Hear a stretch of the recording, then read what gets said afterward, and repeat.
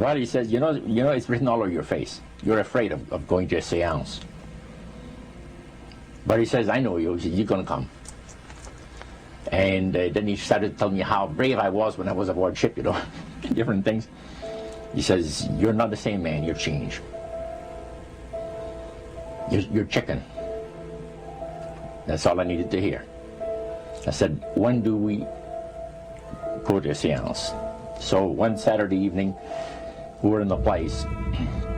It was the very first time. Very beautiful place, a medium. There was a lady.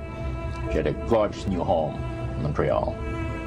And there were about 20 invited guests there, which I was one of them. And she communicated with the spirits for different people there. And they were telling them what the spirit said. One man said, I would like to talk to my friend that died 6 months ago. But I don't want him to appear. Just want to talk to him. Because he says, I don't trust you talking to my friend for me. So the medium says, let me inquire of the spirit. Yeah, the spirit will talk with you. And that big masculine voice was heard in the place. It says, hi, Frank. It's nice of you to ask for me to talk with you. And they had a little chat. And after it was over, Frank says, this is the greatest thing on earth, to be able to talk with the spirits of the dead. Then the medium said, we have a very special surprise tonight for you people. A spirit will manifest itself openly here in a few minutes. And it's like a big gust of wind hit the building. And right through the wall. Now the lights weren't terribly bright, but they were like living room lights. A couple of floor lamps and maybe some of these. And that translucent being seemed to come right out of the wall. How did you feel right at that moment? It's almost like my heart stopped a little bit. You know, very weird feeling. So it was a lady in a beautiful evening gown, swirling. And she said to Mary, my dear sister, you are so wonderful to have asked for me. And Mary fainted and fell right off her chair on the floor.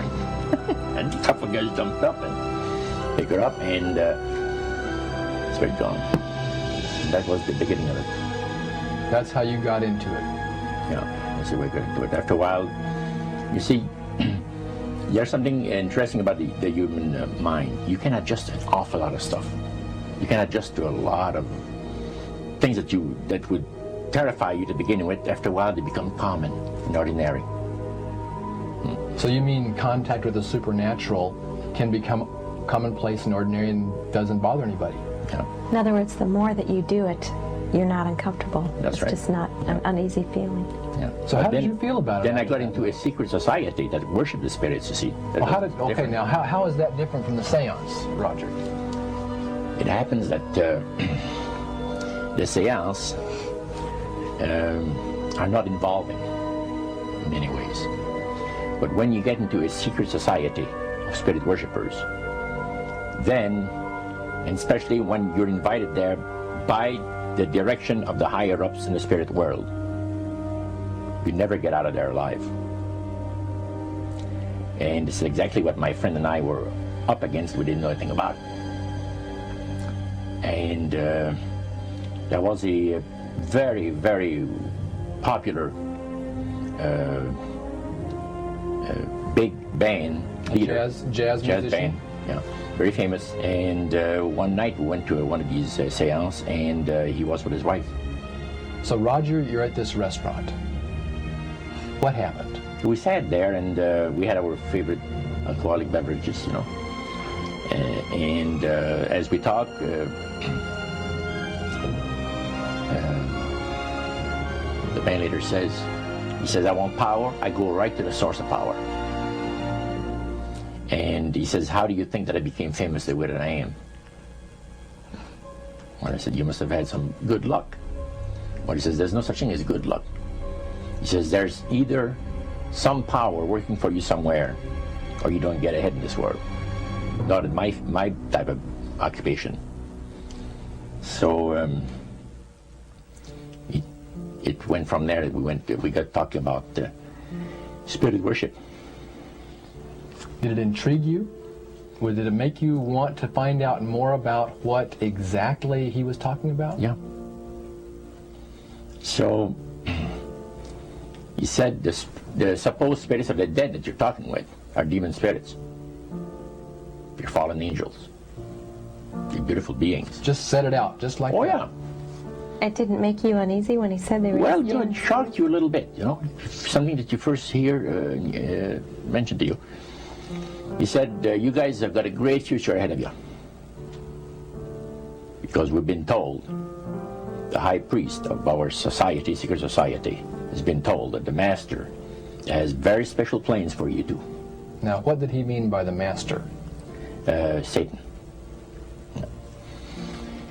And we were interested to hear more about it.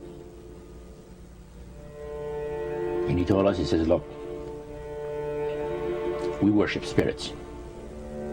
We worship Lucifer and all his angels. They're just as beautiful as they did before they were cast out of heaven. He says there was a misunderstanding in the whole thing. He says among the inhabitants of the galaxies. And he says our master was misunderstood. And God did not bear with him like he does with people that make mistakes today. So we're in a warfare, good against evil. And we happen to be the evil ones, but we're not that bad. He says, I look at this business between the forces of good and evil. He says, you believe in one person believes in God, and everyone believes in Lucifer. It's like politics. So the great controversy is real. And you've heard someone talk about it that's on the other side. And to these people, they are sold to the fact that Christ will not return to this planet with power and great glory. He's going to abdicate all claims to the planet, because the high priest once said that Christ will abdicate all claims to the planet because he knows that it is lawfully and rightfully Satan's. And at that time, he says, so the priest says, well, now, he says, for those of you that are new, let me tell you that this is the most feasible way, he says, to please the spirits. It's to deride Christ and his people, you know, and his church and all that. So they sing out of Christian hymnals. They didn't sing Christian words to the hymns, however. Well, they change a lot of them. Yeah. And not for the it's good. It's a form of blasphemy. Yeah. Such as you see today in the rock music world. You see the entertainers, they have these crosses. The ladies got earrings, crosses. The guys got crosses. This is a form of blasphemy, a form of deriding Christ. You see. Spirits cause the people to do that, to find pleasure in wearing this type of emblem, which is the cross is the emblem of the crucifixion of Christ to the Christians. Better to reign in hell than serve in heaven, is that it? Why not? I'm here on the ground with my nose in it since the whole thing began. I've nurtured every sensation man has been inspired to have. I cared about what he wanted, and I never judged him. Why? Because I never rejected him. In spite of all his imperfections, I'm a fan of man. I'm a humanist. Maybe the last humanist. Who, in their right mind, Kevin, could possibly deny the 20th century was entirely mine?